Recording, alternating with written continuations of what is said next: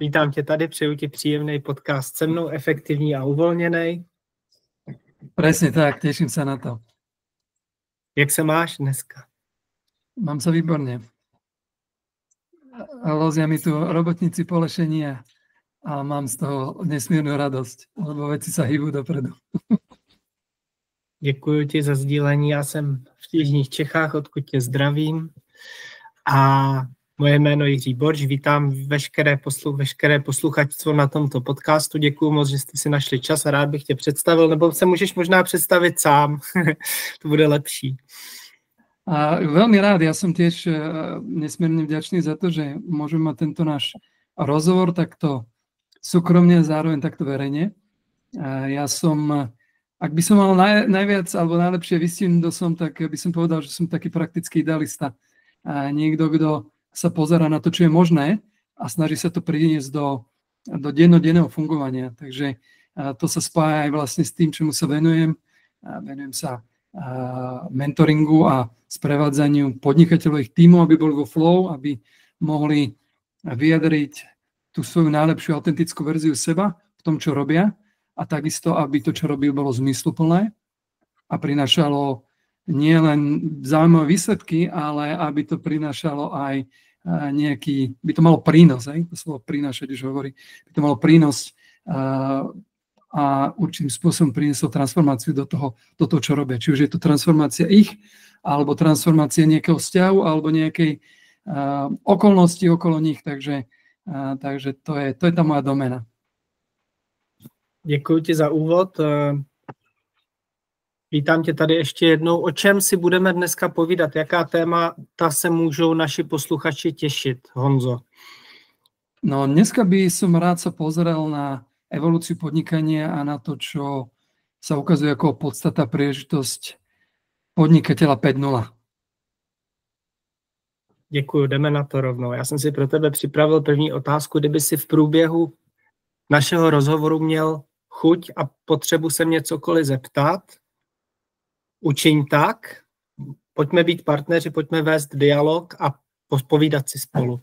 Takže se můžeš ptát i ty mě.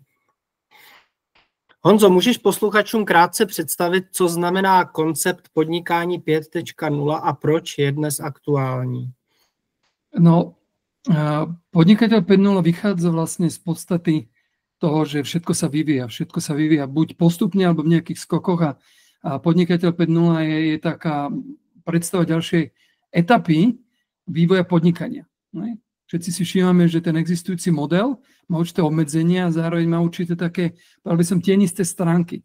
Sa to prejavuje navonok v udržateľnosti alebo v tej kvalite, ktoré to podnikanie prináša a zároveň vo vnútre, že veľa ľudí sa cíti trošičku, ako keby čas seba museli nechať von,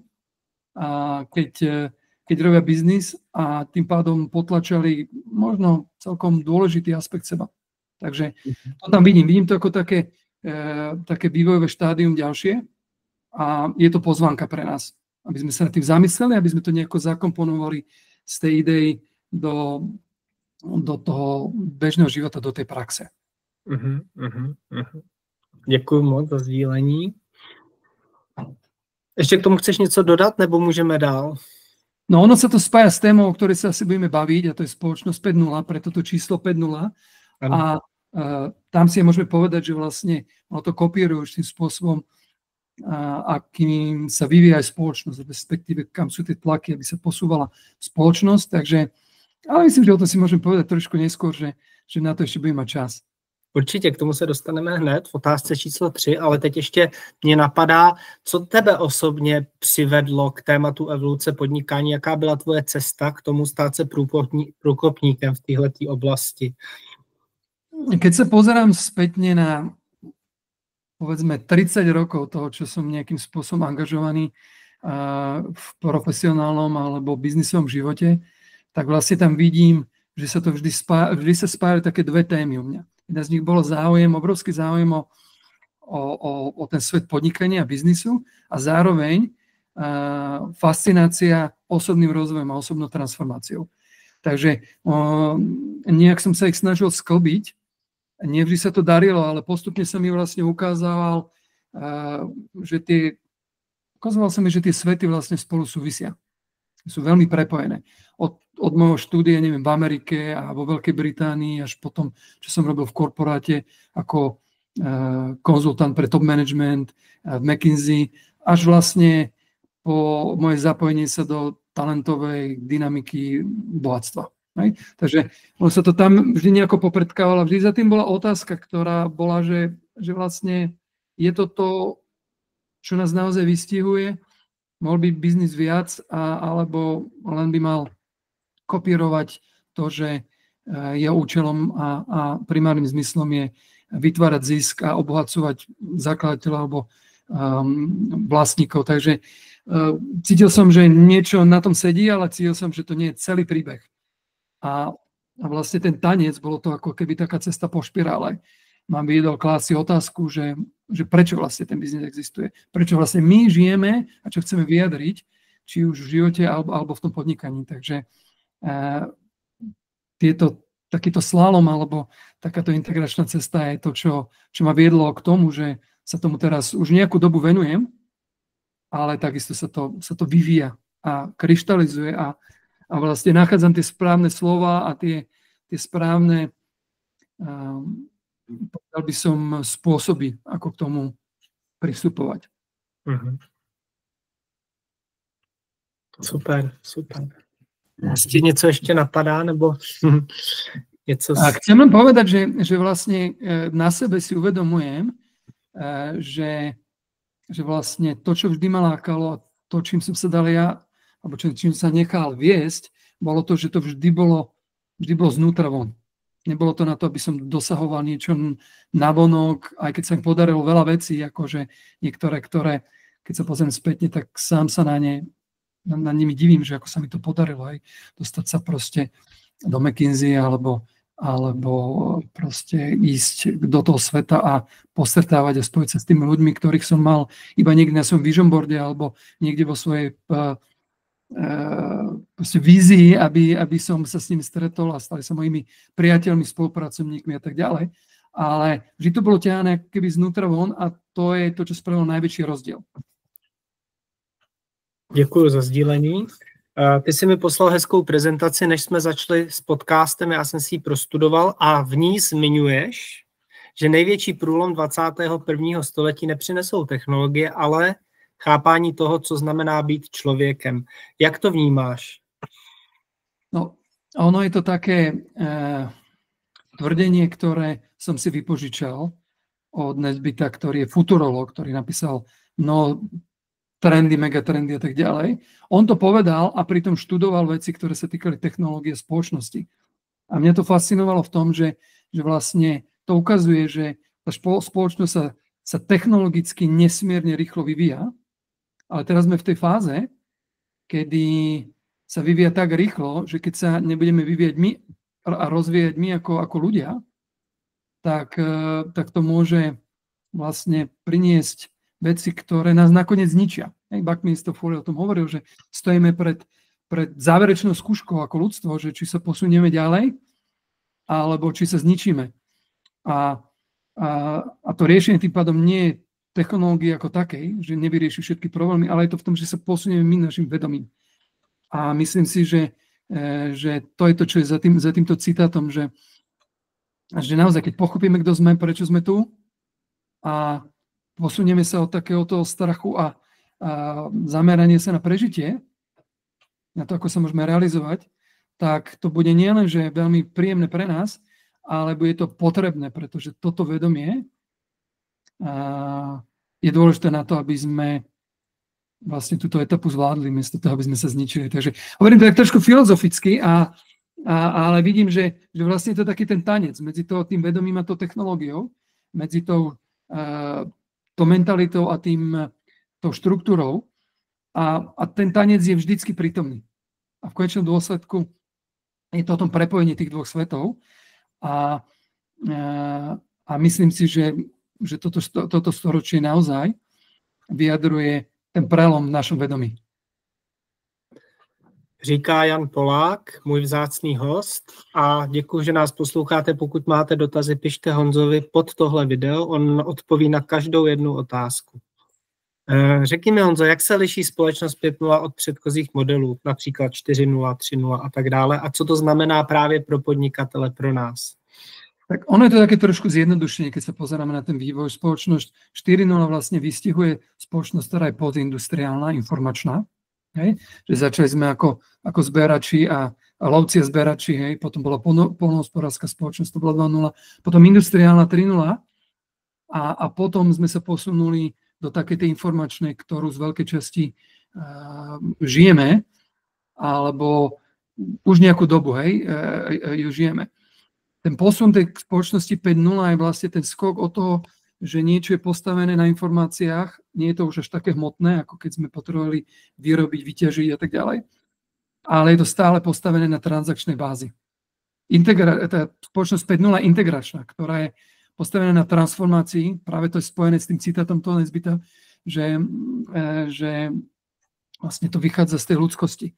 A spoločnosť 5.0, prvýkrát to takto popísali pekne Japonci pred olympiádou, ktorá sa nakoniec neudiala vtedy, kedy sa mala, sa udiala rok neskôr kvôli covidu, tak oni hovorili, že vidia, to je predstava, zase toto nie je niekde popísané v nejakej knihe, že je to dané, je to skôr, ako sa tá budúcnosť nejakým spôsobom odvíja, v priamom prenose. Takže oni videli spoločnosť, ktorá je integrovaná, ktorá je tvorivá, ktorá je transformačná, kde ľudskosť je podporená technológiami. Po anglicky ten výraz je, že humanity-centered, znamená postavená okolo ľudskosti ľudí, človeka, a technology-enabled. Znamená nejakým spôsobom podporená tými technológiami, alebo dokonca umožnená tými technológiami. Takže to je tá podstata za tou predstavou spoločnosti 5.0. A je to veľmi inšpirujúca predstava pre mnohých, ktorá pre mňa bola určite, a tým pádom v takejto spoločnosti by sme asi chceli viac žiť, ako spoločnosti, ktorá je postavená na tom, že sa snažíme iba vymaxovať veci a že ten digitálny svet má spět nějakému nekonečnému rastu. Honzo, ty jsi tady zmínil v angličtině nějaký pojmy. Jak můžou vlastně v praxi ty malé a střední firmy tyto pojmy začlenit do své praxe? Můžeš uvést nějaký příklady? Tak ono to vychádza priamo z tohto, že keď si uvedomíme, že naša rola ako podnikateľov, a k tomu sa ešte dostaneme, sa posúva v takéto spoločnosti, ako by sme fungovali ako podnikatelia. Asi inak, ako v tej predošlej verzii, niečo iné nám to umožní a niečo iné si to bude od nás vyžadovať. A tí Japonci vlastne vyjadrili to, že spoločnosť 4.0 nás obmedzovala a že spoločnosť 5.0 nás oslobodí. Takže ja vnímam, že to môže byť naozaj veľký taký akože impuls pre mnohých z nás, pretože tu si teraz trošku pomôžem tým slajdom, ktorý si ty videl, ja tak ako vytvoríme, že tie informačné spoločnosti je to postavené na efektivite, na jednotvárnosti a na také určité štandardizácie a aj zdroje sú koncentrované, aj moc skoncentrované do relatívne málo miest. Ne? Máme jeden Facebook, jeden YouTube, máme akože aj tie veci, ktoré sú digitálne, nejakým spôsobom skoncentrované. A z toho vychádza určitým spôsobom aj zraniteľnosť, aj taká extrakcia a ničenie toho prostredia, v ktorom my žijeme, v ktorom fungujeme. Že my nevieme oddeliť spoločnosť ani ekonomiku od toho ekosystému, v ktorom funguje. A vlastne spoločnosť 5.0 nám pomáha sa od týchto vecí určitým spôsobom oslobodiť a tým pádom nám dokáže poskytnúť priestor, ktorý je nielen informačný, ale aj inteligentný a integrovaný, ako som o tom hovoril. Takže aj podnikatelia sa môžu sústrediť od toho, len aby boli produktívni a čo najviac efektívni, na to by dodávali reálnu hodnotu. Vytvárajú reálnu hodnotu, ktorá niekomu pomôže, ktorá niekomu bude prínosom, nie len to bude tá transakcia. Že môžu využiť tú diverzitu, ktorú máme, že to nie je o jednotvárnosti, ale že to je o tej prosperite, ktorá vychádza z tých rozdielností. Ty zmiňuješ, áno, promiň, povídej. A vlastne, že nám to pomôže byť viac odolnejší, adaptabilný. Veľa sa hovorí o inováciách, ale inovácia kvôli čomu? Čo potrebujeme inovať? Častokrát sú také inovácie, ktoré vychádzajú len, že si robíme veci jednoduchšie a vlastne neposúva nás to až tak ďalej. Hej? Že sú to také relatívne plitké, ploché inovácie. Hej? Ale prečo potrebujeme inovovať? No potrebujeme inovovať hlavne preto, aby sme zvyšovali našu odolnosť, aby sme zvyšovali našu prispôsobivosť tomu, čo sa deje, pretože veci sa menia o mnoho rýchlejšie. A to vnímam, že tí podnikatelia teraz dokážu o mnoho viac. Keď posunú tú svoju mentalitu, že v akom celku existujú, to nie len pre nich, aby to najrýchlejšie zbohatli, alebo aby sa izolovali niekde, ale je to o tom, že sú súčasťou niečo väčšieho a tak to dáva veľký význam. A vidím tam aj silné prepojenie na tú udržateľnosť a na tú ekologickú harmóniu, pretože mnoho podnikateľov vníma, že nielen, že tie veci sú neoddeliteľné, ale dokážu keby zakomponovať mnohé riešenia, ktoré k tomu napomáhajú do svojho podnikania. Takže tieto aspekty sú podľa mňa najväčšou príležitosťou a zároveň jednou z najväčších víziev, ktoré teraz máme. Super, ty jsi zmínil kromě pojmu diverzita, decentralizace a udržitelnost ještě pojem ve své přednášce odolnost. Můžeš k tomu říct jednu větu k té odolnosti? Odolnosť je, to asi nie je nejaký prekvapujúci ja pre nás. Kto je odolný, keď je človek, je odolný, že keď sa dostáva do rôznych hraničných situácií, tak dokáže vlastne zvládnuť to, aby vlastne dokáže ich zvládnuť. Nie? Niekto má odolnú imunitu, imunita dokáže zvládnuť, niekto má odolnosť voči chladu, teplu a tak ďalej. A vnímam, že vlastne tak, ako máme odolnosť ako jednotlivci, tak máme odolnosť ako podnikatelia aj kolektívne. A tá odolnosť vychádza z toho, že keď sa niečo zmení, keď sa niečo nové otvorí, tak dokážeme na to reagovať bez toho, aby sme vlastne ochoreli alebo aby nás to zničilo. Tá odolnosť je veľmi dôležitá. Odolné firmy, keď sa stane nejaká kríza, príde COVID, sa dokážu prispôsobiť tomu a využiť to na to, aby ich to posilnilo. Super. Ja ešte poviem jednu vec, lebo toto je také, akože celkom sa to dá krátko predstaviť, že tá odolnosť je vlastne taká kvalita nás, ktorú máme.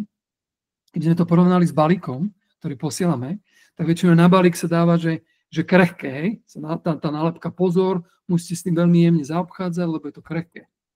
No a tým pádom, keď sa s tým nezaobchádza jemne, tak sa môže to, čo je vnútri, rozbiť. Odolný balík je taký, ktorý, keď ho hádžete, tak sa mu nič nestane. Mm-hmm. A keby najvyššia kvalita tej odolnosti v tom nie len, že sa mu nič nestane, ale čím viac ho hádžu, tým vnútorne zosilnie a je schopný zvládnuť väčšie otrasy. A o tejto odolnosti vlastne hovorím tu teraz. Potom poslední pojem před druhou polovinou našeho podcastu je pojem podnikání 5.0. Můžeš vysvětlit podnikatel 5.0, co tím myslíš? No, tým, že sme si vlastne vytvorili ten kontext, tak podnikateľ 5.0 je vlastne taký ďalší krok integračný na podnikateľa 4.0. Podnikateľ 4.0 je to, čo poznáme z bežnej spoločnosti. To je, kde vlastne tí podnikatelia rozmýšľajú. Buď si vytvorím firmu, alebo budem niekde zamestnaný. Buď sa sústredím na to, aby som čo najviac zarobil a rástol, alebo sa sústredím na to, aby som mal čo najväčší dopad. Buď mám korporátnu istotu, alebo mám životný štýl taký, ako potrebujem, povedzme, podnikanie z pláže. Že je daný určitým spôsobom voľbami medzi dvoma možnosťami. Online, offline. Budem používať technológie, budem mať osobný prístup. Podnikateľ 5.0 nám umožní, je taký nový renesančný človek. Renesančný je to taká tá obnova toho pôvodného, alebo znovuzrodenie toho pôvodného podstaty toho podnikateľa. To je niekto, kto vytvára novú realitu. Niekto, kto pomáha pri zrode niečo nového a je ochotný sa na tú cestu vydať a asistovať tomu. A podnikanie tým pádom môže byť to plavidlo na to, aby sme žili naše hodnoty a naplňali naše poslanie. Nemusí to byť niečo separátne. Takže vlastne podnikateľ 5.0 je ten, ktorý dokáže tieto zdanlivé protipóly integrovať. Môžeme byť aj zamestnávateľom, aj zamestnancom naraz. Môžeme mať ten biznis postavený tak, že aj dokážeme zarobiť, aj dokážeme mať dopad, aj dokážeme mať nejakú stabilitu, to vychádza z tej odolnosti, aj môžeme mať životný štýl, ktorý nám vyhovuje. Aj dokážeme fungovať online aj offline. Aj si zachovať ľudskosť, aj využívať technológie. Znamená, že to je tá integračná podstata a to je ten obrovský posun. Ještě k tomu přidám jeden pojem a to je smysl života, japonsky ikigai. Co k tomu by si rád řekl? No, jedna zásadná vec vlastne pri tom podnikateľovi 5.0 je, že sa pozerá nie na to, ako by som najviac zarobil peniazy, a robil to šikovne, ale pozerá sa na to, ako môžem budovať to podnikanie znútra von. Aby som dokázal preniesť to, na čo mi záleží, tú inšpiráciu, tú lásku, tú péči do každodenného fungovania. A aby som ja vlastne ako niekto, kto podniká, aby som viedol nie cez to, čo robím, ale cez to, čo vyžerujem, aká je moja esencia. Ako môže tá moja najlepšia verzia mňa ísť na povrch. A vlastne s týmto sa spája ten koncept ikigai, ktorý je zase japonský, a ktorý znamená, že žijeme hlbší zmysel nášho života. A spája to vlastne 4 oblasti. To je veľmi zjednodušené, ale zároveň je to také plné vládou. Že skladá to tieto 4 oblasti. Skladá to, že čo radi robíme, naše vášne a záujmy, čo sme dobrí, naše talenty, čo svet potrebuje, na čom nám záleží, že čo chceme vyriešiť a zároveň čím si môžeme zarobiť na živobytie. Takže toto vlastne tieto 4 veci sú spojené a to, ako si zarábame, to je vlastne ten podnikateľský aspekt toho. Ak dokážeme nájsť svoj ikigai, tak v tom strede vlastne sa prelínajú naše vášne, naše talenty, to, čo svet potrebuje, to, ako si zarábame a dáva tomu nielen obrovský zmysel, obrovskú energiu a naplnenie. Takže ja vnímam, že ľudia, ktorí dokážu vlastne tieto 4 veci sklbiť, tak nájdu obrovskú studnicu inšpirácie a energie na to, aby to potom mohli žiť. A to je akože obrovský silný koncept a zároveň je dosť praktický. Hej? Neznamená to, že potrebujeme využívať v tom, čo robíme, všetky talenty, robiť všetky vášne alebo riešiť všetky problémy sveta, na ktorých nám záleží a za všetko byť platený. Ale hovorí to, keď to dokážeme sklbiť, vlastne prelína sa to, prekrýva sa to, tak tam vzniká tá obrovská sila, ktorá dáva všetkému, čo robíme, radosť, energiu a zmysel. Děkuji. Honzo, dostáváme se pomalu k polovině dnešního podcastu. V druhé půlce si budeme povídat o technologii a flow, talentech a dynamice a potom závěrečné povídání. Před tou malou přestávkou minutovou, kterou za chvíli uděláme, zeptej se mě na něco. Já se vždycky ptám svých hostů, aby se mě něco zeptali vždycky v půlce toho podcastu.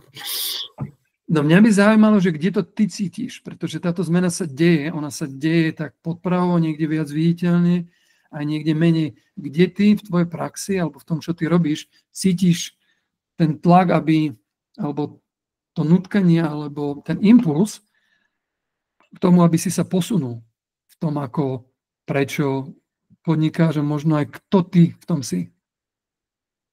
Třeba ten fakt, že jsem tady teď s tebou a povídám si o tom s tebou. To je jedna z věcí, proč to cítím.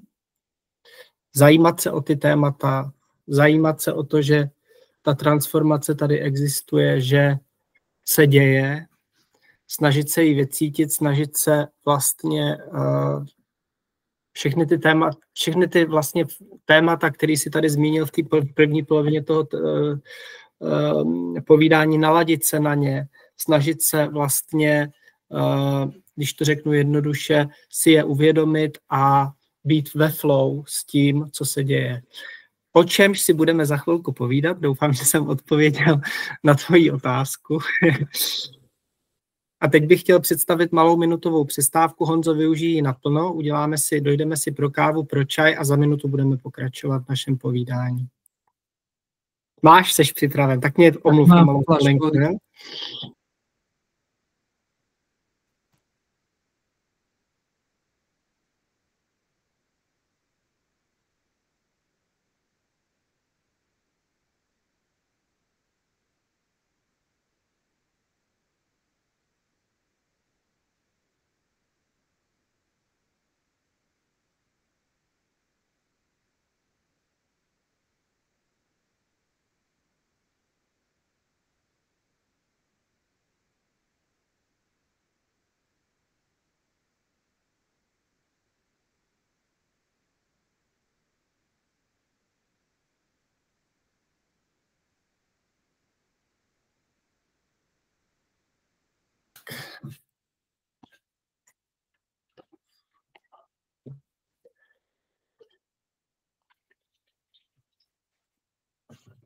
Mě napadlo k ještě tvoji otázce dodat na jedné straně být přátelský, laskavý a lidský a na druhé straně být schopen využít, dokud to jde, AI, o čem si bude za chvilku povídat spolu a my jsme v druhé polovině našeho podcastu, povídám si s Janem Polákem na téma podnikání 5.0, společnost 5.0 a jiné. A dostávám se k dalšímu tématu a to je téma technologie a flow. To znamená, jak mohou podnikatelé prakticky využít AI a digitální technologie tak, aby jim sloužily lidsky a v souladu s hodnotami. Těžká otázka na tebe. No, každopádne zaujímavá otázka. Myslím, že túto otázku si kladí veľa z nás. A ja som si všimol, že vlastne ľudia si tak hľadajú ten vzťah k tým novým technológiám špecificky k tej umelej inteligencii, pretože na jednej strane vnímam obrovské nadšenie, ľudia sa do toho púšťajú a vlastne využívajú to naplno, až niekedy takým spôsobom, že viac dôverujú umelej inteligencii ako sami sebe, respektíve druhým ľuďom, čo má tie svoje úskalia a hrozby. A potom samozrejme vnímame ľudí, ktorí sa snažia tomu pristúpiť veľmi opatrne až s odporom, pretože nevedia, čo ich tam čaká a pochopiteľne majú určité obavy v tom, čo to pre nich môže znamenať a kde ich to môže ohroziť. Takže vlastne na tomto celom spektru sa každý z nás niekde nachádza. A je dôležité si to priznať, aj, že nie je zlý priestor, v ktorom sme. A akorát je dobre si povedať, že vlastne tá umelá inteligencia tu bude rásť, bude viac a viac prechádzať do toho, ako žijeme, ako podnikáme a je dobre ju pochopiť a vlastne využiť ju tak, aby sme nemuseli robiť kompromisy. Súčasťou podnikania 5.0, okrem toho, že sme autentickí, že sa sústredujeme na ten prínos, nie len na ten ekonomický výsledok, že rozmýšľame ekologicky, to znamená, že naše produkty a vzťahy sú ekologické, tak sú tam dva aspekty, ktoré vyzerajú už tým spôsobom ako protipol. Jeden z nich je high touch a druhý je high tech. High touch znamená tá ľudskosť a to, že vychádzame a dávame vlastne seba a tieto kvality, že tá naša láska a inšpirácia a priateľskosť vlastne presahuje do tých vzťahov, ale potom tam je ten high tech. No a ja vnímam, že je tam obrovská príležitosť pre nás ako podnikateľov. V prvom rade tá príležitosť je, že ako podnikateľe nesieme našim talentom nejakú hodnotu. A tá AI nám môže pomôcť tú hodnotu zásadným spôsobom zväčšiť. Keď niekto rád tvorí alebo píše, tak z AI môže tvoriť a písať lepšie, rýchlejšie a možno proste s väčšou rezonanciou. Že to je také zväčšovacie sklo tej našej hodnoty. A keď niekto rád komunikuje, tak to môže slúžiť ako komunikačný zase zväčšovací sklo alebo nejaký amplifikátor. Takisto to môžeme použiť na zefektívnenie vecí. To znamená veci, ktoré sú manuálne, nefungujú dobre, respektíve sa im nechceme venovať, alebo by sme potrebovali niekoho nájsť, kto by to robil manuálne, tak tá AI nám môže veľmi dobre pomôcť a vlastne 24 hodín denne, 7 dní v týždni nám robí veci, ktoré my sme neradi robili a proste ona ich prevezme. Takže to je ten druhý aspekt. Takže zväčšenie tej hodnoty a zlepšenie toho fungovania, toho flow v tom biznise. A potom tretiu dimenziu, ktorú vnímam, že AI môže byť takým našim asistentom, až dokonca tým spôsobom partnerom v bežných veciach a v tom je obrovská príležitosť. Takže ja to vidím takto spravené. Ale bude si to vyžadovať, keď sa vrátim späť k tomu pôvodnému citátu, bude si to vyžadovať v tom, aby sme dokázali poznať seba, poznať svoju hodnotu a vedeli, na čo, akým spôsobom používali tú umelú inteligenciu. A zároveň si to veľmi silne vyžaduje, aby sme poznali aj naše hodnoty. Hej, hodnota versus hodnoty. To, na čo nám záleží, je pre nás podstatné a to, ako ich chceme žiť. Pretože to nám tá AI nepovie. On nám na to bude len zrkadliť. Hej? Že to zväčšovacie sklo bude zrkadliť to, čo je v nás. Takže je to veľká príležitosť a zároveň je to priestor, kde potrebujeme priniesť to najlepšie zo seba, lebo tá AI nás nevylepší, ale nás bude replikovať a zväčšovať. Mm-hmm.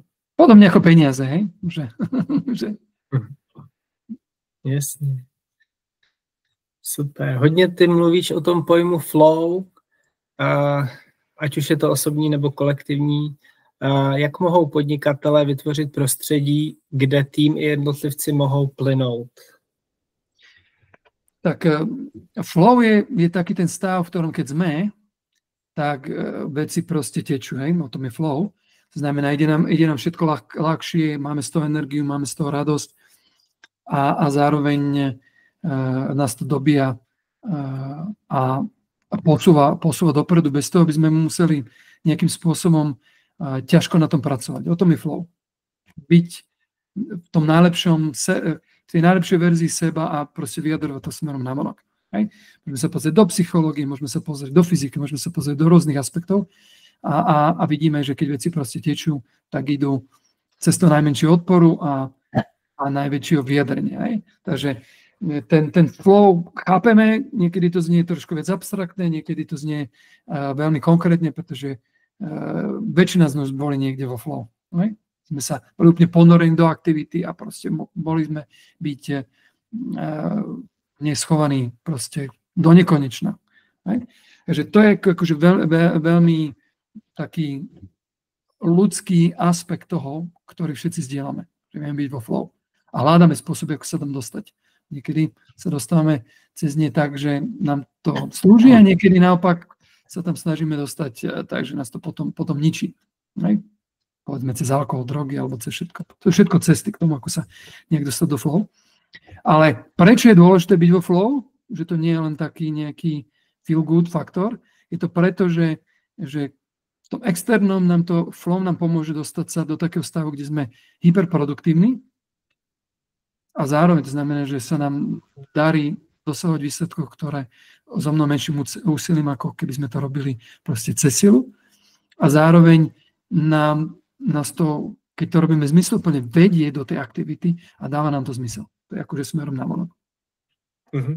A vo vnútri nám to umožňuje ako keby strátiť zábrany a nájsť takú tú hravosť, dokonca prítomnosť v tom, čo robíme. Takže je to nesmierne naplňujúce aj znútra. A to je to, čo každý z nás hľadá, na to, aby sme to našli nielen v živote, ale v podnikaní.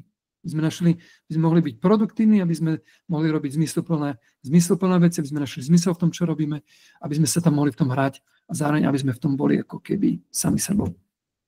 Takže to je veľmi dôležité.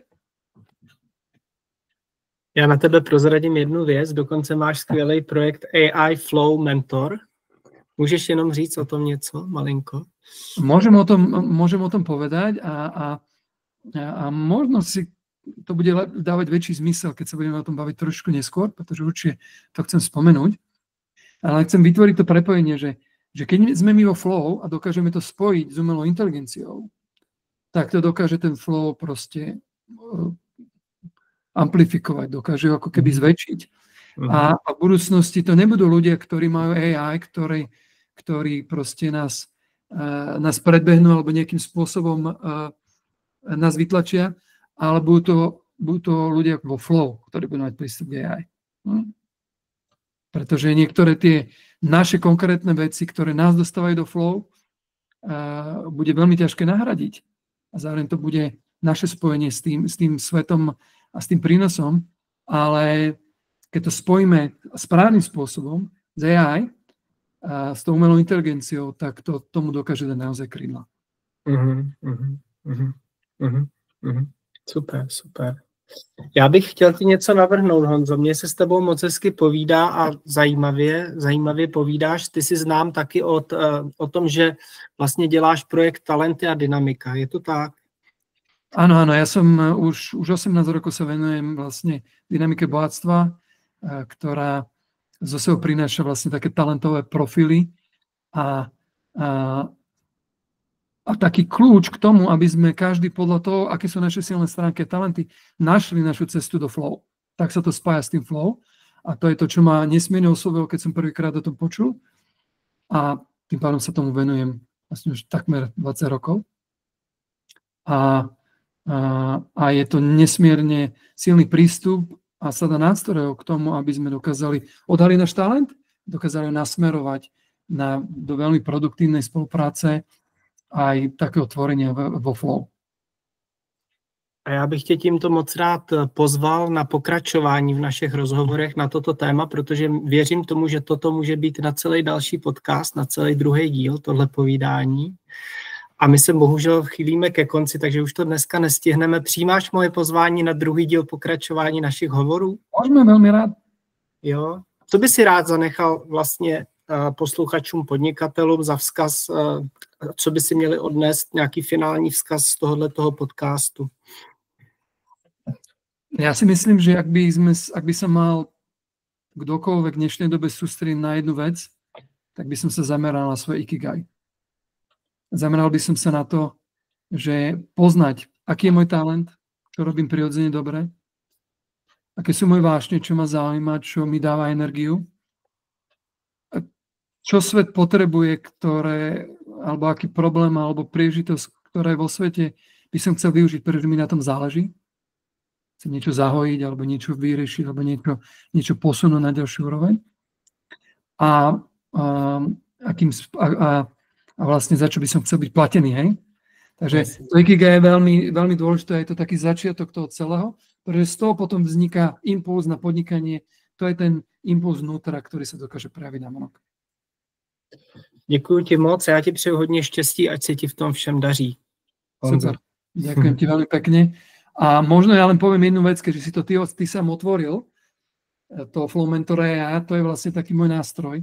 To je niečo, čomu sa teraz venujem a čo vlastne prvýkrát predstavím aj širšej verejnosti. Teraz to testujeme. Je vlastne to pojitko medzi tým, ako byť vo flow sám, ale zároveň ako pritom využívať umelú inteligenciu ako takého mentora a asistenta. Takže Flow Mentor AI je vlastne taký kamarát, do ktorého som vtelil veľkú časť mojej expertízy a ktorý môže slúžiť na to, aby pomáhal každý deň, 24 hodín 7 dní v týždni, vlastne podnikateľom, ktorí chcú rozvíjať to svoje podnikanie a byť vo flow a chcú byť dotknutí mojou prítomnosťou, ale zároveň aj takýmto asistentom, aby to dokázali použiť. Takže to som chcel povedať, keď si to otvoril, či je to prepojenie to flow s tou umelou inteligenciou. Kdyby něco z toho, co Honza povídá, vás zaujalo, určitě mu napište. Honza dá rád na sebe kontakt pod video, takže určitě, kdybyste chtěli se cokoliv zeptat, tak zavolejte Honzovi na to telefonní číslo, co on tam uvede. Neviem, či uvedím telefónne číslo, lebo úplně, ale e-mail tam. Kontakt, e-mail. Jo, pardon, omlouvám se. Jasně, určitě. A oficiálně tenhle podcast skončil, ale já tady zůstávám na svůj oblíbený behind the scenes, to znamená za oponou, takový naše přátelský povídání s Honzou, to už bude neoficiální část. Takže děkuji ještě jednou a drž se. Ja ďakujem takisto, takže ďakujem za pozvanie a verím, že to posluchačov a divákov v niečom inšpirovalo a v niečom podnetilo. No, mně se to moc líbilo, ten rozhovor. Já bych z organizačního hlediska já mám 4 možnosti. A proč 4? Protože se to dá dát, zatím umím na YouTube a na Spotify. A a dá se udělat výstup audio anebo video. Proto 4 možnosti. Takže se tě chci zeptat, jestli bys byl proto zatím zkusit video na obou těchto platformách. Byl by si pro? A že bych ti poslal link ke kontrole? Možno, jasné. Jo, tak super, super. Máme video, nech tam je taký väčší lidský. Len počuť, ale vidieť, takže s tým úplne súhlasím a rezonujem. A když si povídal o těch anglických termínech, tak mě ještě napadlo, kdyby si chtěl, tak jsem ti k dispozici tady na to natočit pro širší publikum i v angličtině časem. Když by si chtěl, kdyby třeba tohleto video bylo úspěšný a bylo by vidět, že se nám to povedlo, tak bychom pak mohli natočit i v angličtině to samé. Môžeme to určite preskúmať. Ja si myslím, že toto bol taký krásny prvý krok, tak uvidíme, že kam nás to povedie. No jasně. A ty seš teď kde se nacházíš? V které části světa? Teraz sa nachádzam v strede Európy. Já taky. V Bratislave vo svojom home office a užívam si koniec leta trošku, kým sa zase asi posuniem niekam ďalej. Jasně. Já jsem teď v jižních Čechách, mezi Českým Krumlovem, Českýma Budějovicema a za chvilku se taky posouvám dál do světa, takže uvidíme, kam nás to zavede. No jasné, perfektno. Tak jo, tak super. Tak děkuju, Honzo. Ďakujem za pozvanie ešte raz, Jirko, a budem sa tešiť na ďalšie možnosti. Jo, super. Měj se hezky, ahoj. Ahoj.